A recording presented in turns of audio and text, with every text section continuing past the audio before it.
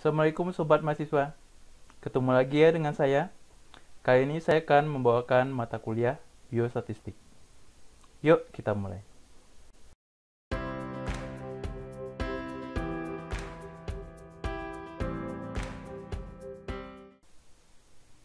Baik, Bismillahirrahmanirrahim.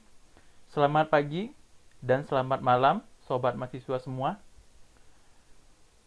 Pada pertemuan biostatistik kita yang pertama ini, saya akan mengenalkan ya pendahuluan dari mata kuliah biostatistik yang pertama ini. Jadi mata kuliah biostatistik ini ada dua seri ya, Biostatistik 1 dan Biostatistik 2. Sesuai dengan nama mata kuliahnya, Biostatistik 1 itu kita akan membahas tentang statistik deskriptif ya. Sedangkan di Biostatistik 2 itu kita akan membahas statistik analitis ya. Itu adalah judul mata kuliahnya statistik parametrik dan non-parametrik untuk Biostatistik 2.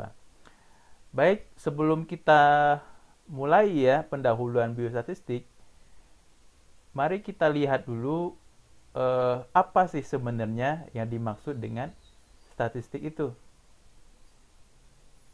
Oke, jadi definisi statistik sendiri adalah kumpulan metode ya, kumpulan metode yang digunakan untuk mengolah angka ya, apa saja.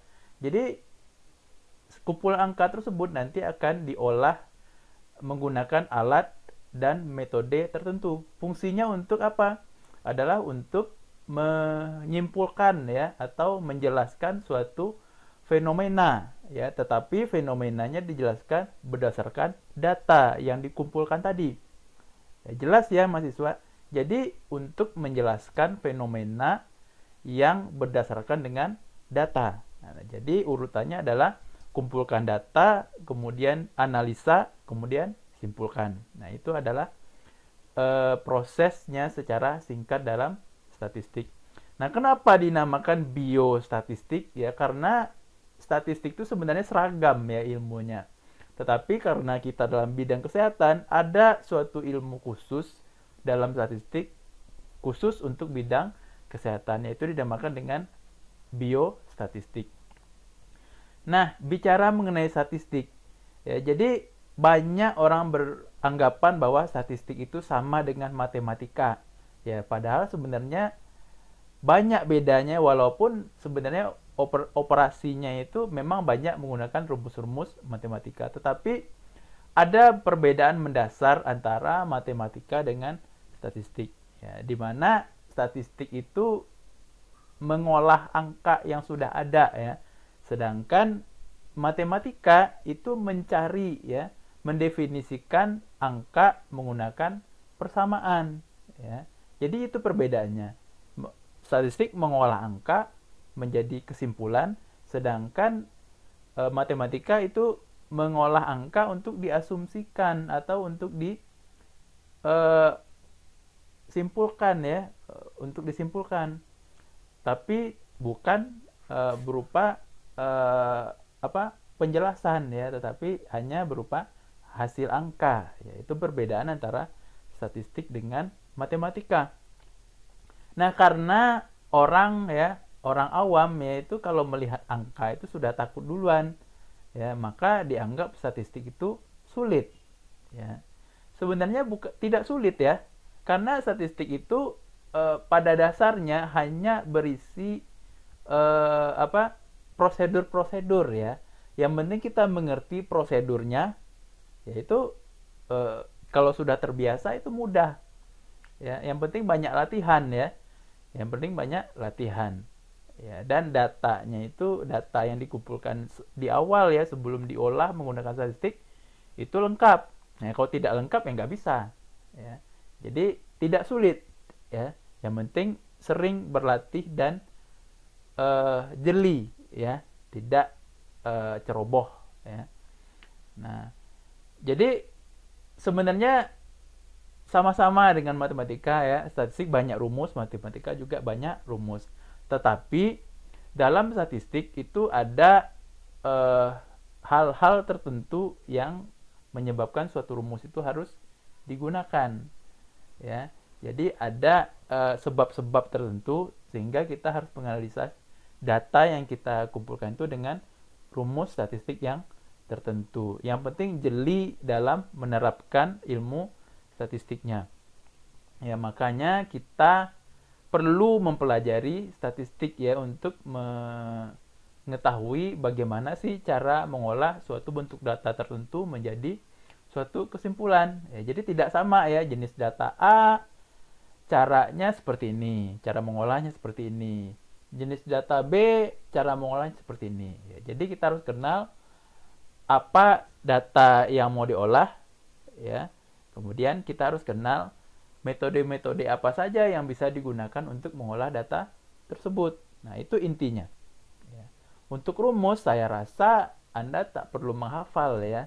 Nggak perlu menghafal. Sekarang sudah banyak alat-alat bantu untuk menggunakan statistik.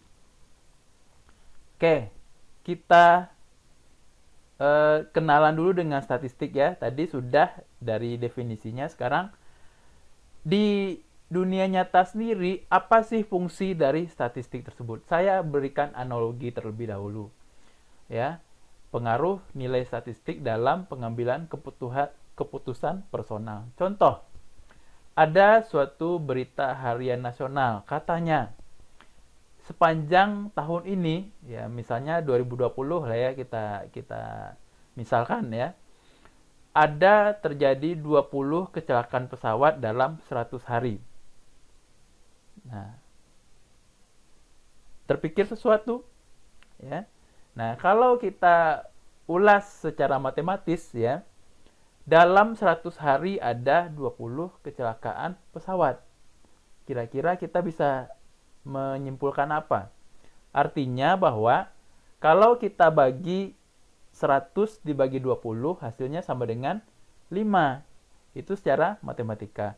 Tapi kalau secara statistik kita bisa menyimpulkan bahwa berarti terjadi kecelakaan pesawat 1 kali 5 hari atau dalam 5 hari sekali itu terjadi 1 kecelakaan pesawat.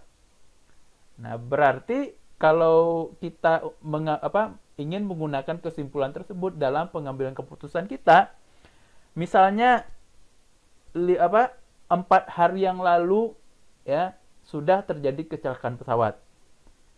Nah, sedangkan kita perlu naik pesawat besok hari. Nah, kira-kira keputusan Anda apa? Apakah Anda mau naik pesawat atau Anda mau naik kendaraan lainnya? Nah, itu kita bisa ambil keputusan dari hasil kesimpulan statistik yang tadi.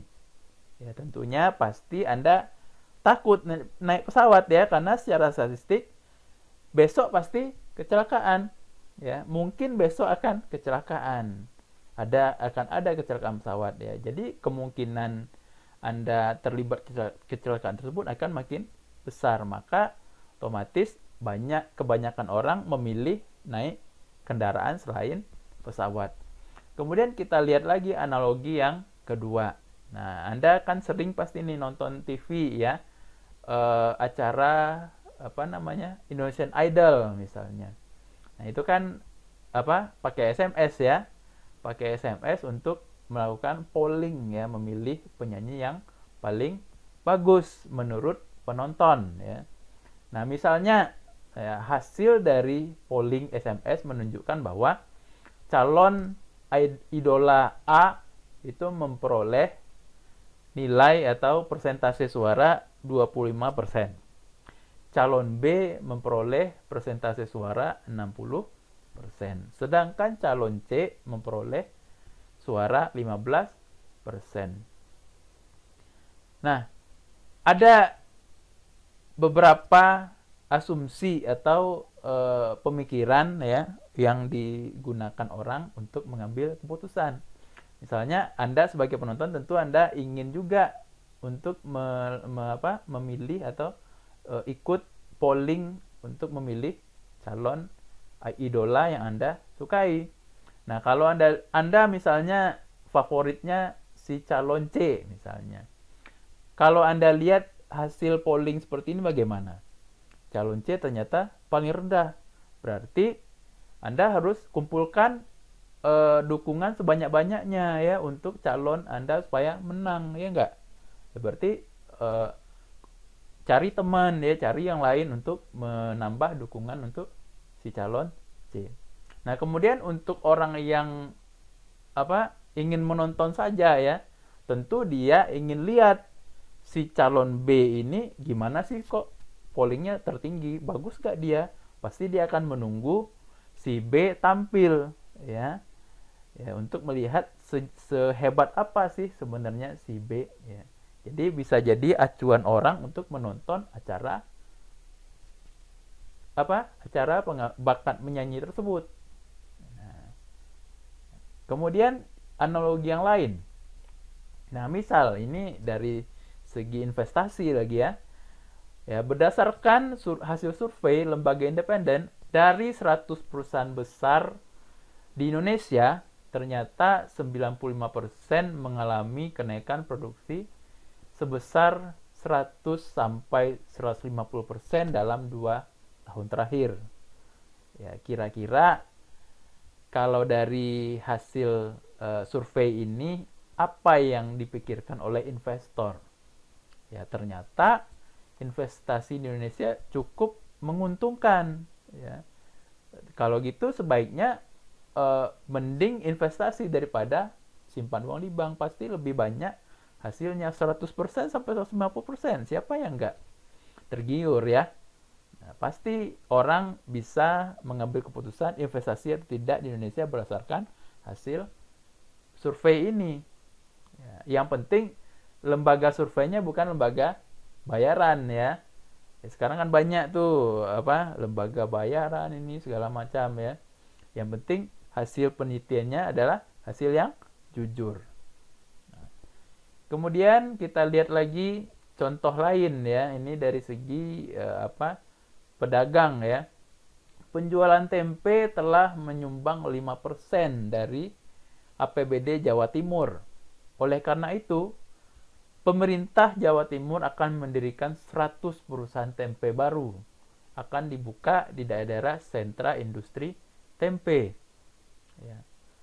Jadi karena 5% pendapatan APBD Jawa Timur disumbang oleh tempe, maka masyarakat pasti lebih senang ya dengan tempe, baik konsumsi maupun produksi. Nah ini agak intermezzo sedikit ya. Ini Sumanto tahu ya, Anda pasti tahu Sumanto itu siapa. Contohnya iklan teh botol sosro. Slogannya kan apapun makanannya minumnya teh botol sosro. Tapi kalau diganti gambarnya Sumanto, ya Sumanto tahu ya, kanibal ya. Jadi diganti gambar Sumanto, apa kira-kira pemikiran Anda? Silakan pikirkan sendiri. Oke. Nah, dari contoh-contoh tersebut ya, alasan aplikasi atau penggunaan metode statistik di dunia yaitu berbagai macam ya. Ya, ada di dunia ini tidak ada yang pasti ya, misalnya. Kita akan bahas satu-satu yang ada dalam slide ini. Baiklah. Ya, yang pertama, sebab aplikasi statistik karena di dunia itu tidak ada yang pasti. Bisa nggak Anda mengatakan pasti, besok pasti hujan, besok pasti saya dapat duit? Bisa nggak Anda mengatakan seperti itu? Besok pasti Anda mati? Ya. Nggak bisa, ya kan? Jadi tidak ada yang pasti di dunia ini. Yang ada hanya probabilitas. Ya. Mati nggak tahu, jodoh nggak tahu kapan, rezeki nggak tahu. Ya. Yang ada adalah mungkin. Ya, dari mana kita bisa mendapatkan kemungkinan? Itu adalah dari gejala-gejala yang kita lihat sebelum terjadinya hal yang diprobabilitaskan tadi. Ya, jadi tidak ada yang pasti, tidak ada yang tidak pasti. Ya, semua mungkin. Ya, probable. Oke. Kemudian kesalahan atau error akibat adanya variabilitas atau variasi data. Jadi data itu tidak ada yang satu semua, dua semua, nggak ada ya. Pasti ada 1, 2, 3, 4, 5, 6. Jadi di dunia ini tidak ada yang miskin semua, tidak ada yang kaya semua, pasti macam-macam. Ada yang kaya, ada yang miskin, ada yang pintar, ada yang tampan, ada yang cantik, ada yang jelek, ada makanan yang enak, ada yang makanan yang tidak enak. Ya, karena itu, karena adanya variasi data tersebut, maka butuh standar ya, butuh standar. Maka untuk menentukan standar tersebut butuh tingkat kesalahan. Seberapa besar tingkat kesalahan yang mungkin akan terjadi. Kemudian seberapa kita butuh standar errornya. Berapa kesalahan maksimal ya yang kita tetapkan. Kemudian butuh rata-rata kuadrat error ya. Itu dalam statistik. Kemudian yang berikutnya, nah di dunia ini semua butuh sampel. Ya, contohnya apa? Ya. Pertama, kalau masak, kenapa harus dicicipi? Supaya kita tahu masakan itu kurang garam apa enggak, kepedesan apa enggak, hambar apa enggak, ya kan? Jadi perlu dicicipi. Kalau hambar, berarti tambahkan garam. Kalau kemanisan, berarti tambahkan garam, ya. Kalau kepedesan, tambahkan gula. Oke. Kemudian, mengapa kalau beli buah boleh dicicipi? Ya, supaya orang tahu bahwa buah yang dijual itu manis. Ya. Ya, makanya pedagang buah ya selalu memajang buahnya yang terbaik. Ya, walaupun kita nggak tahu juga yang lainnya apakah sama dengan itu, kita nggak tahu juga. Yang penting sampelnya harus bagus. Ya. Kemudian mengapa ada ukuran baju S, M, L, XL? Ya, karena semua butuh sampel ya. Jadi orang ada yang badannya ukurannya kecil, menengah, besar, dan sangat besar. Kemudian ukuran sepatu 39, 40 pasti. Untuk menentukan ukuran tersebut butuh sampel ya. Jadi 39 di Indonesia itu beda ukurannya dengan 39 di luar negeri. Nah, ada yang seperti itu ya. Ya, sepatu impor biasanya lebih besar ukurannya daripada sepatu ekspor ya, atau sepatu buatan dalam negeri. Ya. Kemudian mengapa quick count polling presiden tepat? Ya. Itu biasanya kalau pilpres ya pasti hasil quick count itu tidak jauh berbeda dari hasil sebenarnya. Nah, itu semua menggunakan sampel. Kemudian, mengapa mengukur kualitas lampu tidak dites semua? Nah, kira-kira Anda bisa bayangkan, produsen lampu memproduksi lampu 1 juta lampu per hari, dites semua. Ya, capek nggak tuh pekerjanya? Ya, capek pasti, maka harus di sampel ya. Kemudian mengapa uji kekuatan ban tidak semua ban harus ditusuk paku? Kira-kira kenapa? Kalau semua ban yang diproduksi ditusuk paku, dia jualan apa dong? Ya enggak? Jadi harus di sampel ya. Kemudian yang berikutnya adalah adanya dugaan. Ya, kita kan sering tuh ngomong, jangan-jangan si Anu selingkuh, jangan-jangan si Anu mengambil uang saya, dan sebagainya. Mengapa akhir-akhir ini harga melambung? Nah, kan banyak dugaan kita ya, wah karena pemerintah banyak hutang misalnya. Belum tentu juga gara-gara itu. Ya. Mengapa hasil produksi menurun? Oh, karena pandemi, karena COVID-19 misalnya. Belum tentu juga. Ternyata memang malas ya, makanya menurun gitu. Mengapa lumpur lapindo bertambah banyak, dan lain-lain. Jadi semua karena adanya dugaan. Ya, karena adanya dugaan tersebut, maka perlu adanya fakta ya. Data berdasarkan fakta, supaya orang tidak menduga hal-hal yang salah ya. Seperti itu. Nah, itu salah satu fungsi utama statistik untuk mengolah data yang memberikan fakta. Nah, seperti itu. Selanjutnya untuk menguji hipotesa. Ya. Apa itu hipotesa? Adalah dugaan atau kesimpulan sementara. Ya, kesimpulan sementara. Misalnya dari teori, ya, Anda menduga bahwa mobil itu bisa dibuat dari kulit jeruk misalnya. Kenapa bisa Anda menduga seperti itu? Karena ada teori A, teori B, teori C yang mengatakan, yang mengarahkan bahwa memang bisa dibuat mobil dari kulit jeruk. Misalnya seperti itu ya, misal ya. Jangan dianggap serius. Ini misal. Ya, jadi bagaimana caranya membuktikan hipotesis tersebut? Ya, perlu diuji dengan statistik. Betul tidak? Ya, jadi kita bereksperimen, ya.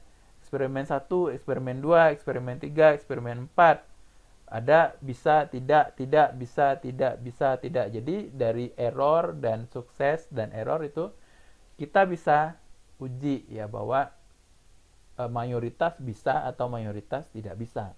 Maka hasilnya akan bisa menjadi pengambilan keputusan untuk produksi ya, atau untuk diteliti kembali ya. Berarti kalau lebih tidak bisa, berarti harus dikembangkan lagi penelitiannya.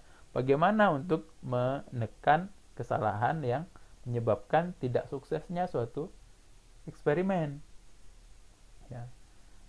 Apakah benar ya? Contoh kedua, apakah benar susu formula mengandung bakteri Sakazaki? Ya. Itu perlu diteliti dari sekian banyak sampel susu yang banyak ya, diteliti satu ada, dua tidak lebih banyak tidaknya atau adanya, maka bisa disimpulkan hasilnya ya, apakah betul susu formula mengandung bakteri. Jadi semua hipotesis tersebut perlu diuji agar hasilnya meyakinkan. Ya. Jadi mari kita sepakati ya, ini ya contoh hasil uji hipotesis. Susu formula 40% berbakteri, misalnya seperti itu ya. Kemudian yang selanjutnya, karena adanya pola hubungan. Di dunia ini semua ada pola hubungan ya. Ada siang, ada malam. Ada kaya, ada miskin. Ya. Mengapa orang meninggal? Karena ada penyakit misalnya. Mengapa orang miskin? Karena malas. Ya. Jadi semuanya ada hubungan. Karena maka, jika maka ya. Jadi ada, kalau istilah dalam statistiknya, ada variabel bebas, ada variabel terikat. Variabel bebas adalah variabel yang menyebabkan atau variabel penyebab. Sedangkan variabel terikat adalah variabel yang disebabkan ya, atau variabel akibat. Variabel bebas variabel sebab, sedangkan variabel terikat adalah variabel akibat ya. Oke. Kita lanjut. Nah, sesuatu yang butuh studi kelayakan itu juga perlu aplikasi statistik. Contohnya, bagaimana nasib korban lumpur Lapindo? Nah, ini juga berkaitan dengan dugaan tadi ya. Daripada orang berkesimpulan negatif, maka kita butuh studi kelayakan terlebih dahulu. Nasib korban Lapindo bagaimana mayoritas? Itu harus kita cari. Kemudian dari nasib itu kita bisa tentukan cukup nggak ganti ruginya.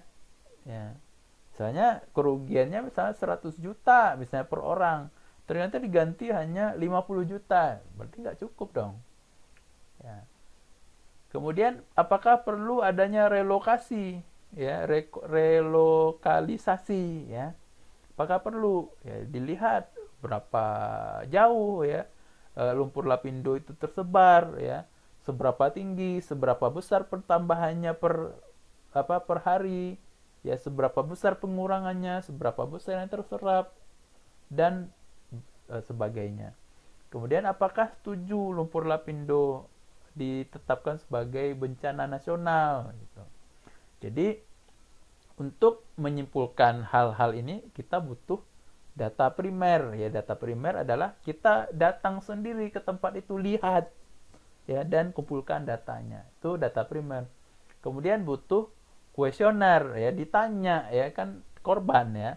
Korbannya berarti ditanya ya. Dari respon dari korban tersebut terhadap kuesioner kita bisa kita simpulkan hasil studi kelayakan tersebut. Oke, kita lanjut. Karena adanya keingintahuan akan masa yang akan datang ya, kayak meramal ya. Jadi contoh, berapa ya kira-kira saya harus jualan besok?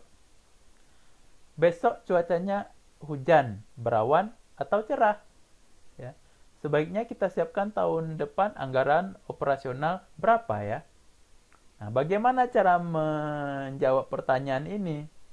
Tentu harus berdasarkan data-data yang sebelumnya. Ya. Berapa kita harus jualan besok? Hari ini gimana jualannya? Ya, laku nggak? Ya, kalau laku, kehabisan ya, ternyata pelanggannya lebih banyak, berarti besok harus lebih banyak daripada hari ini. Besok cuacanya hujan, berawan, atau cerah. Kita lihat berbagai faktor. Sekarang bulan berapa? Kalau bulan September berarti musim hujan. Bisa jadi besok hujan. Atau hari ini sudah hujan misalnya. Bisa jadi besok cerah. Ya, jadi teknik meramal. Kemudian tahun depan anggaran operasional berapa ya? Kita lihat anggaran tahun ini. Ya. Apa yang kekurangan di tahun ini ya? Fasilitasnya misalnya. Misalnya gedungnya kurang misalnya.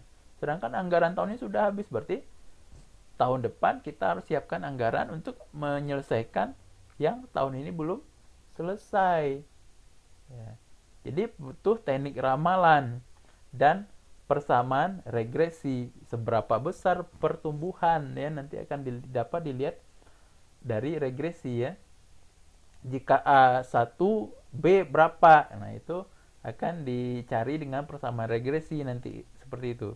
Kita akan belajar persamaan regresi di biostatistik 2 nanti. Oke. Kita lanjut. Adanya kelompok informasi. Ya, jadi ada berapa, contohnya ya, ada berapa kelompok perokok berdasarkan umur? Ya. Apakah produk X termasuk menengah ke bawah atau menengah ke atas? Ya.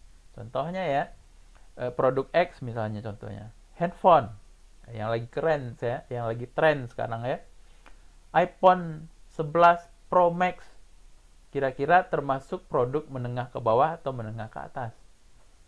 Nah, kalau Anda pikir iPhone itu mahal, berarti Anda termasuk golongan menengah ke bawah, karena iPhone 11 Pro Max itu untuk menengah ke atas.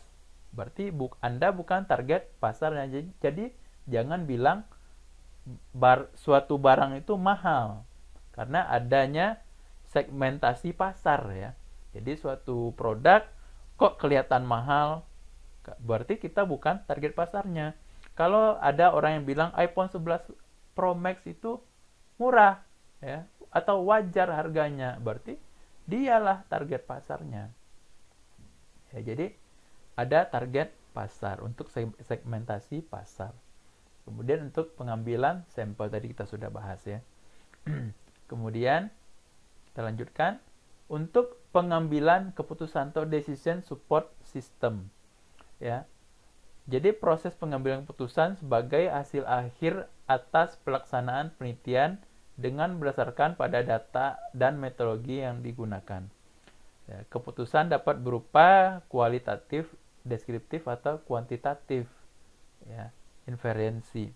Jadi biasanya ya untuk contohnya tadi ya, untuk menentukan anggaran tahun depan, ya, untuk menentukan segmentasi pasar, semuanya menggunakan statistik ya. bagaimana yang ada sekarang itu digunakan untuk memutuskan yang berikutnya ya, untuk meningkatkan kualitas ya. Kemudian kita lanjut. Kemudian untuk gunanya statistik itu untuk identifikasi pola. Ya, pola A, pola B ya. Contohnya tadi juga yang cuaca ya. Bagaimana bisa hujan? Ya, kan ada lagu mendung tak berarti hujan ya. Jadi itu salah satu identifikasi pola ya. Jadi kalau hujan itu pasti diawali dengan mendung dulu. Ya. Kalau buah jeruk polanya bagaimana? Warnanya kuning misalnya atau orange ya. Warnanya kuning atau orange, rasanya asam ya. Atau kalau yang rasanya manis namanya jeruk apa? Ya, seperti itu. Kemudian pengenalan angka. Pengenalan wajah ya, sekarang kan sudah banyak ya handphone ya yang bisa buka kunci pakai wajah. Ternyata untuk mengenalinya ada pola-pola tertentu yang dikenali oleh si softwarenya. Ya, kemudian pengenalan sidik jari, pengenalan gerakan dan sebagainya. Itu menggunakan statistik ya. Jadi untuk membuat kepintaran buatan itu juga menggunakan metode statistik. Ya. Kemudian untuk pengendalian kualitas. Ya, pengendalian kualitas secara statistik ya ini banyak dilakukan ya dalam perusahaan-perusahaan ya atau institusi-institusi pendidikan ya. Ya, bagaimana ya kualitas hari ini akan menentukan hari esok ya. Jadi kalau hari ini kurang, tahun depan harus ditingkatkan. Nah, seperti itu. Nah, kira-kira itu aplikasi-aplikasi yang digunakan ya untuk kita menggunakan ilmu statistik ya di kehidupan sehari-hari. Nah, untuk perkuliahan kita yaitu rencana perkuliahannya ada beberapa bab yang akan kita bahas ya. Nah, yang pertama itu adalah penyampaian silabus, RPS, dan kontrak perkuliahan. Nah, ini yang untuk pertemuan pertama sekarang ini. Kemudian untuk bab atau sesi selanjutnya adalah kita akan mempelajari konsep dasar statistik dan data. Nah, itu termasuk etiologi statistik ya. Statistik itu apa sih secara bahasa? Ya. Kemudian definisi statistik yang lebih lengkap lagi tadi sudah ya, tapi akan kita lengkapi lagi. Kemudian ruang lingkup statistik, tujuan dari statistik, fungsi dari statistik. Ya, sedikit banyak sudah saya analogikan tadi ya. Kemudian data itu sebenarnya apa? Ya, kita tahu data, yang kita tahu mungkin data itu ya angka gitu ya. Ya, kita lihat nanti apa betul data itu sama dengan angka. Kemudian klasifikasi data ya, bagaimana ya jenis-jenisnya. Kemudian skala. Nah, yang paling penting ini dari data ya, skala. Kemudian cara pengumpulan dan pengolahan data. Ya. Ada variabel, populasi, sampel dan cara penyajian data. Nah, kemudian sesi selanjutnya kita akan membahas distribusi frekuensi kualitatif dan kuantitatif. Nah, termasuk di situ definisinya. Jadi distribusi frekuensinya adalah membuat data itu menjadi berkelompok atau mengelompokkan data, ya, menyusun data dalam bentuk-bentuk tertentu, ada dalam bentuk tabel dan sebagainya nanti. Kemudian distribusi frekuensi grafik dan tabel. Jadi nanti kita akan belajar bagaimana cara membuat tabel distribusi frekuensi. Kemudian yang berikutnya adalah ukuran pemusatan data. Nah, mungkin Anda di SMA sudah ada pernah ya menyinggung ini ya, mean, median, modus ya. Kemudian ada rata-rata ukur harmonis, ada kuartil, desil, persentil. Nanti ada latihannya. Kemudian baru kita UTS. Nah, selanjutnya Nah, setelah UTS kita akan belajar ukuran dispersi. Ya. Jadi ukuran dispersi ini adalah ukuran sebaran ya. Kalau tadi ada ukuran pemusatan ya. Ya, jadi kalau ukuran pemusatan dari menyebar menjadi memusat ya, atau ke tengah ya, dari luar ke dalam. Sedangkan dispersi dari dalam keluar ya, menyebar seperti itu. Kemudian kita akan belajar lagi, tadi sudah kita bahas sedikit ya, hipotesis. Ya. Jadi definisi jenis-jenis hipotesis, macam-macam uji hipotesis. Nah, sebenarnya sampai hipotesis ini biostat 1 itu selesai. Ya, tapi biasanya kalau pembelajaran kita cepat ya, Anda cepat paham ya, setelah hipotesis akan ada lagi yang kita pelajari. Kita akan masuk sedikit ya ke statistik analitik yang simple ya, yang mudah. Itu untuk uji hipotesis yang untuk satu sampel aja. Ada dua yang akan kita pelajari dalam biostat 1 ini, yaitu Z-test dan T-test ya, untuk satu sampel. Nanti di biostat 2 juga akan ada lagi ini ya, tapi yang untuk lebih dari satu sampel. Kemudian ada latihan komprehensif ya. Saya akan uji dulu sebelum Anda ujian akhir ya, supaya supaya nilainya tidak anjlok ya, supaya nilainya bagus ya, baru kita akan ujian akhir.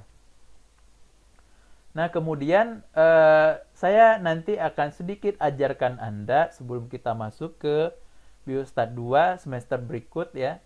Saya akan ajarkan dasar-dasar dari aplikasi statistik ya. Dalam hal ini yang banyak dipakai orang adalah menggunakan SPSS dan Minitab. Apa sih beda mereka berdua, nanti kita akan pelajari. Dan nah, kemudian capaian dari mata kuliah ini adalah mahasiswa mampu menganalisis statistik ya, parametrik, non parametrik maupun deskriptif ya, menggunakan software dan dapat menginterpretasikan output yang dihasilkan. Jadi LO mata kuliah atau capaian ini berlaku untuk biostat 1 dan 2 ya. Jadi dia karena mata kuliahnya berseri, jadi capaiannya 1 ya.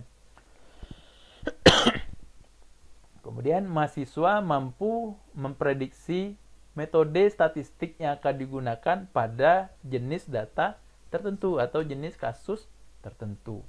Ya, sebenarnya capaiannya itu. Ya, bagaimana cara mahasiswa menganalisis suatu data untuk mengidentifikasi suatu kasus sehingga mampu memilih ya atau mengoperasionalkan dari sekian banyak metode statistik itu untuk menghasilkan output yang diinginkan. Ya, kemudian menerjemahkan dari software ya, menerjemahkan angka-angka yang keluar tadi. Ya, bagaimana cara terjemahkannya? Nah, itu yang akan Anda pelajari sampai semester depan. Ya, nanti kita 2 semester ya. Biostat 1, biostat 2. Oke. Kalau penilaian saya rasa sudah tahu semua ya. Ada UTS, UAS, tugas, kuis, kehadiran ya. Kemudian kerapian, kesopanan, keaktifan, dan kerjasama. Jadi karena kita kuliahnya satu semester ini mungkin ya, kemungkinan ya, satu semester ini dengan sistem daring ya, atau online ya. Jadi kita akan belajar selalu melalui Edlink. Ya, jadi Edlink itu bisa semua ya. Bisa asinkron, bisa sinkron ya, atau video conference kita. Jadi kalau kita video conference, saya akan kasih tahu melalui Edlink nanti. Ya. Tapi untuk sementara ini karena Edlink-nya Zoom-nya masih 40 menit, jadi untuk sementara saya akan kuliah melalui video aja dulu ya. Nanti kalau dibutuhkan atau Anda butuh konsultasi terkait dengan pembelajaran, kita akan adakan video conference. Ya, dengan syarat semuanya masuk tepat waktu. Oke. Untuk sumber bacaan bermacam-macam ya. Jadi Anda bisa baca di sini. Ini adalah bahan-bahan yang saya pakai ya untuk perkuliahan kita. silahkan dicari ya di pustaka ataupun di toko buku. Ya. Baiklah, kira-kira itu saja yang saya sampaikan pada pertemuan yang pertama ini. Nah, jika Anda mempunyai pertanyaan, ya, silahkan Anda isi kolom komentar pada materi yang saya bagikan pada link ini. Silahkan ditulis di kolom komentar. Ya. Jadi jangan lupa ya untuk hadir tepat waktu, ya, kemudian mengisi absen dalam link ya. Isi absennya, dan jika ada pertanyaan silahkan di komentar.